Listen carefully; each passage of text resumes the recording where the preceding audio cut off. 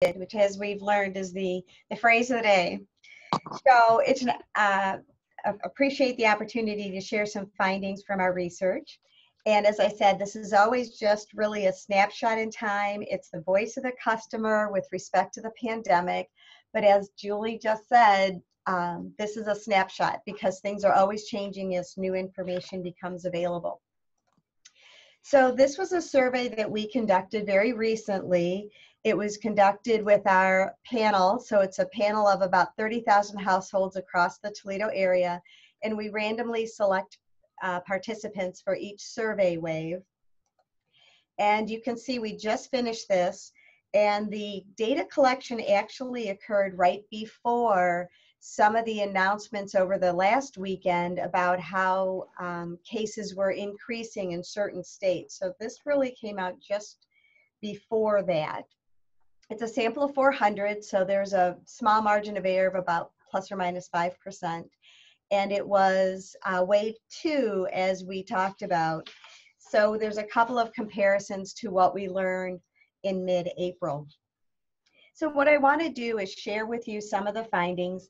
As Julie said, the data will be available through the chamber, and if anything would be helpful for you to have in more detail by age or gender or any other pattern, just shoot me an email, because we have the opportunity to continue to analyze this database, and we'll also be doing another survey in another 3 or 4 weeks.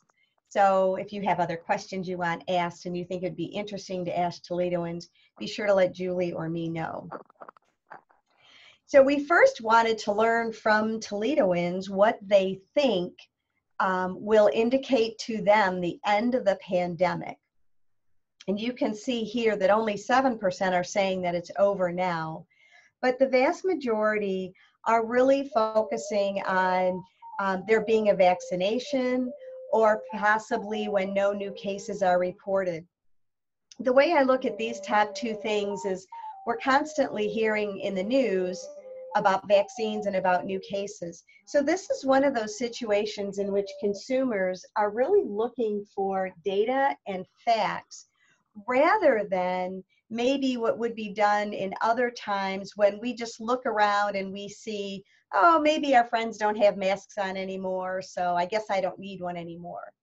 Alternatively, I think this is an era in which we're looking at what do the data tell us? When am I going to hear about vaccines? When am I going to hear about no new cases, etc.?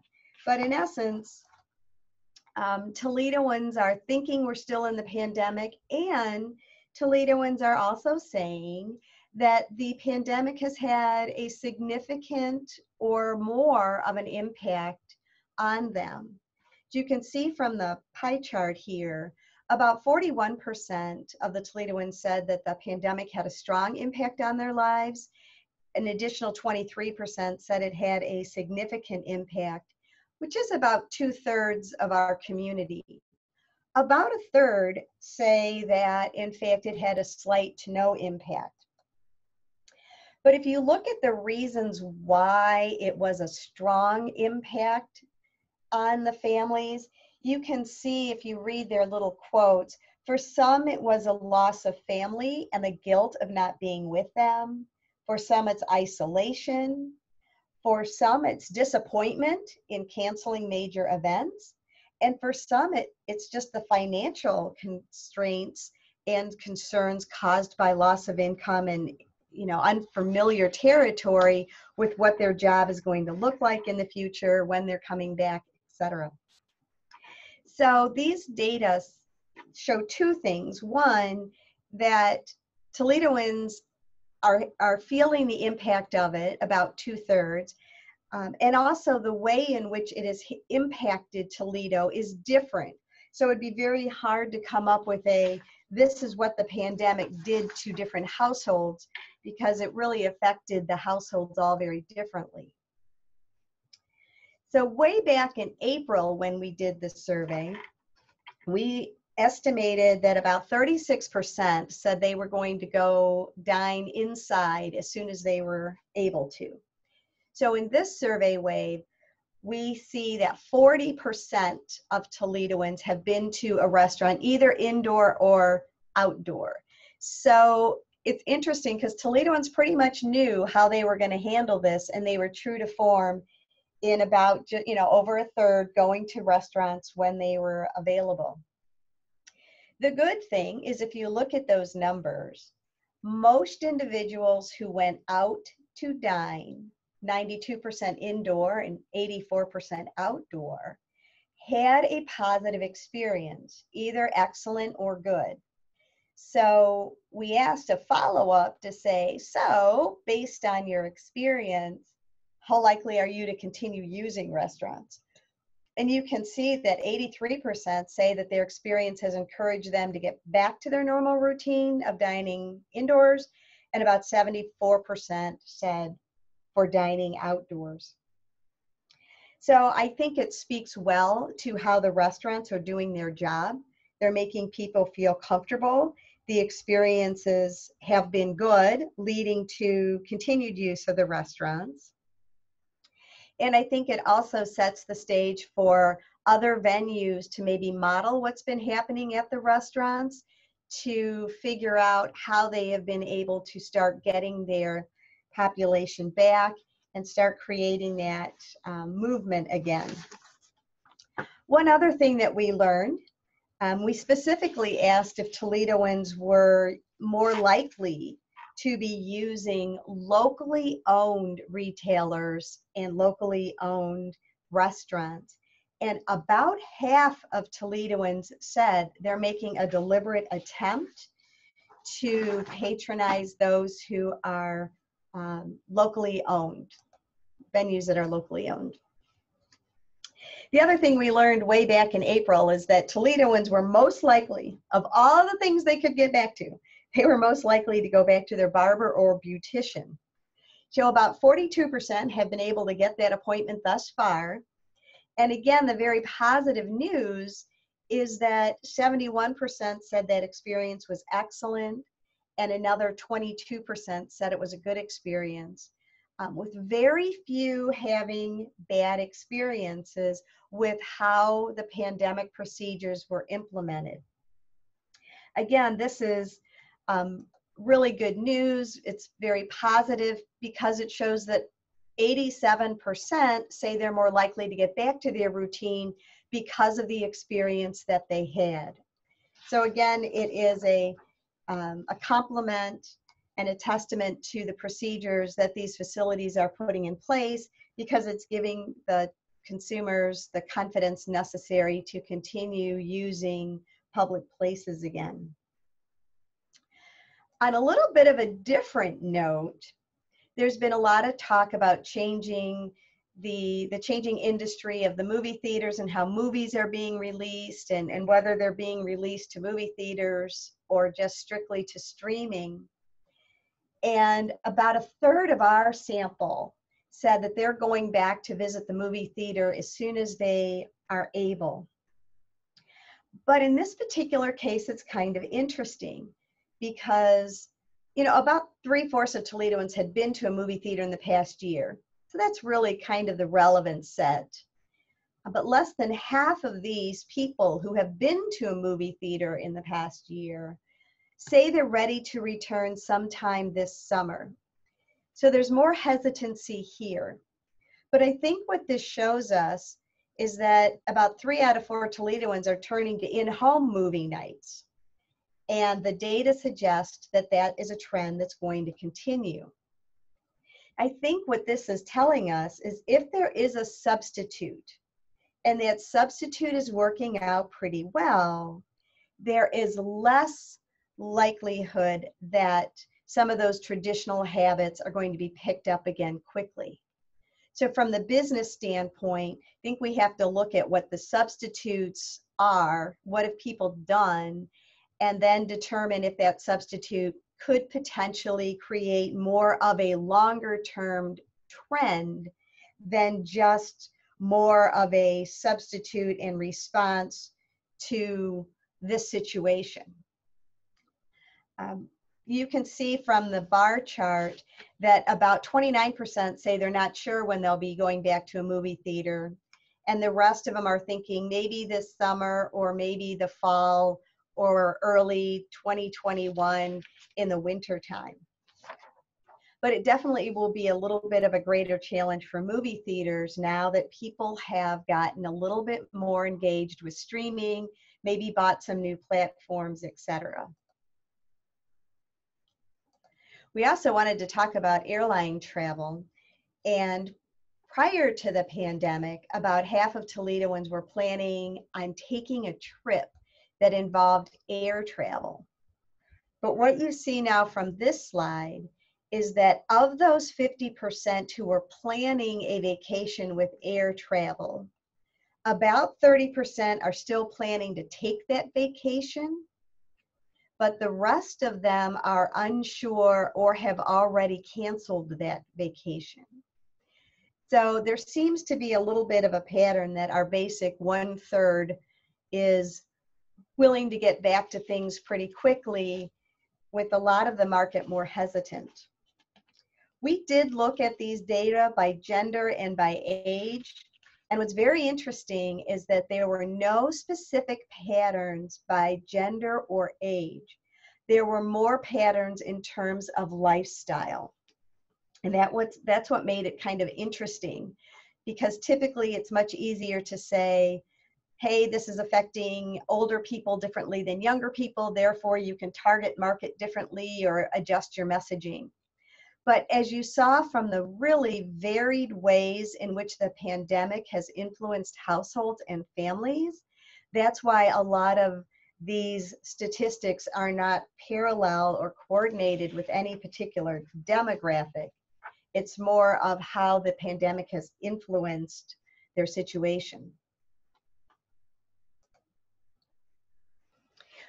We also asked people a little bit about their likelihood to purchase tickets.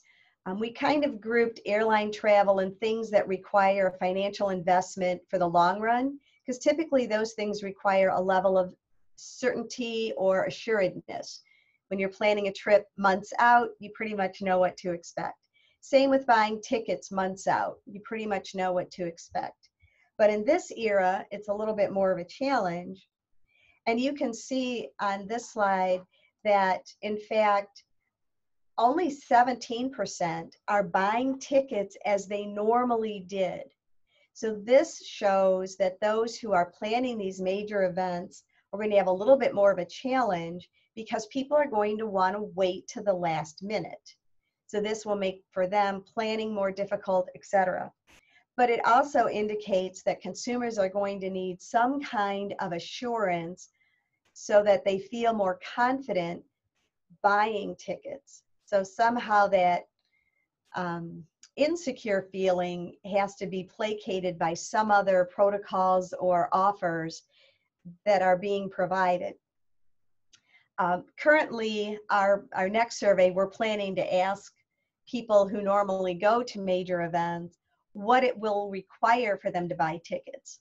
Is a substitute for another date good enough? Is a full money refund the only thing that will get them to make these financial investments into the future, etc.? So if this is of particular interest to you, let me know what other options are being considered to stimulate the purchase of tickets for future major events, and we can add that to our question. At this point, about 24% say that potentially they'll be buying tickets for events that are scheduled in July to August. But you can see down here, 43% are looking between now and October, but 43% are not sure when they'll be buying or what months they would feel comfortable buying tickets. So I kind of labeled my new calendar of not sureber, because I think a lot of people are not sure when they're willing to make the financial commitment to attend events, because not only do they not know if it'll be held, but they're not sure of what protocols are going to be in place. Something that we found very interesting is we knew that there would be more use of curbside pickup and things of this nature, because for some it was the only way to get access to the things that they needed. But a couple of very interesting trends.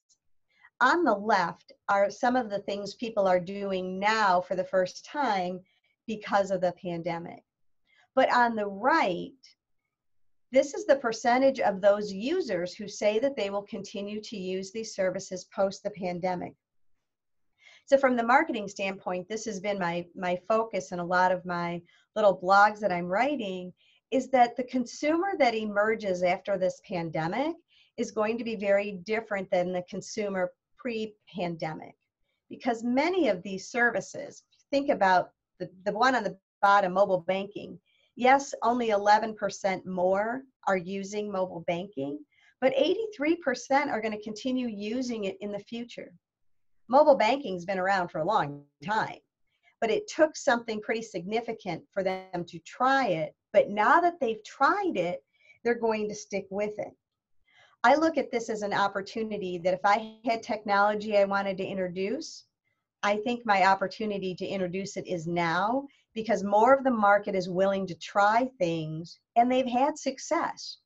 I look at the right-hand side of this chart that anywhere between 60-ish and 80-ish% of the people are going to continue these habits. That's their way of saying it worked. So even if it's not necessary, it worked. Maybe it was more convenient. Maybe it gave them more control. Maybe it gave them more time for other things.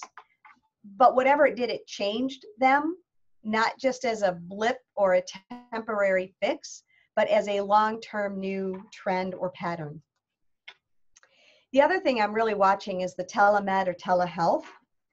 Part of the phenomenon here is that increased use of telemed or telehealth, which you can see way over half of the users are looking at continuing using it. Even if you're not in healthcare, what this does say is that there will have to be some systematic industry changes to help consumers continue to use these types of services. So for telemed to be used and continue to be used, there has to be a rethinking among the insurers and how reimbursement is going to be, and the confidence healthcare professionals have, the confidence patients will have. Maybe it'll change the role of the pharmacist, because now I've got a prescription that I got through telemed, but now I'm going to actually go talk to somebody, my pharmacist. So that's my first face-to-face. So in this particular case, this change might have a ripple effect into other industries. The same story is a little bit true on the idea of other different behaviors. We all knew that more people were walking, more people started to play board games and read and bake and other kinds of hobbies because they were homebound.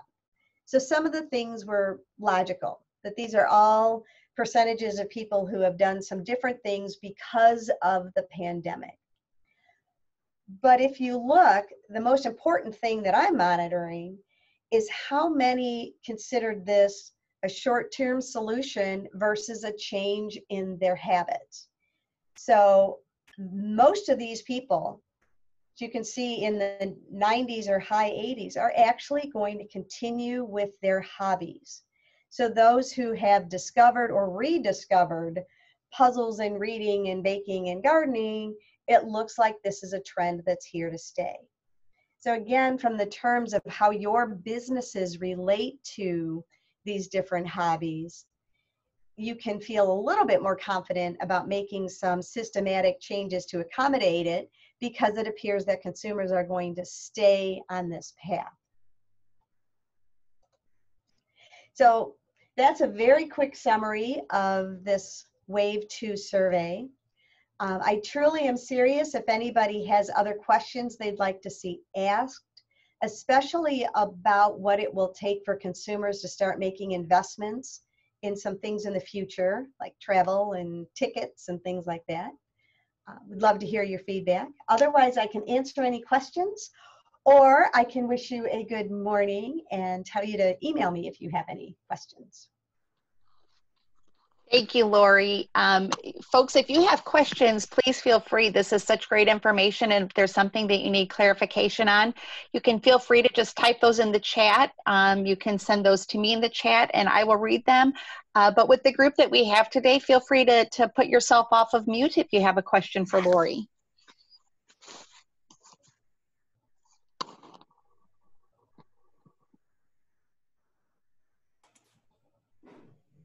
Hey, Lori, this is Karen Hopkinson. And given my industry that I work in, I would love to see more, some questions on local travel versus maybe taking airplane vacation trips.